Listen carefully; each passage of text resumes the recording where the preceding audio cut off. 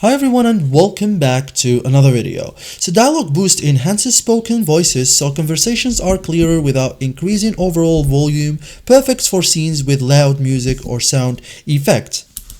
So first thing, start playing a video, like open Prime Video, choose a supported movie or show, click play. So let's for example choose this just as an example. Okay, so we have to play it first.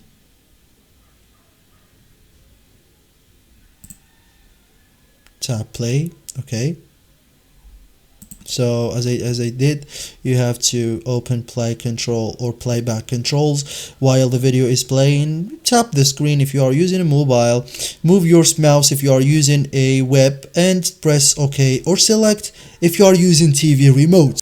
This reveals playback options. Okay, as you can see here, we have the playback options. So click or tap audio and subtitles icon. Okay, this shows available audio tracks. Okay, as you can see here, we have many audio tracks.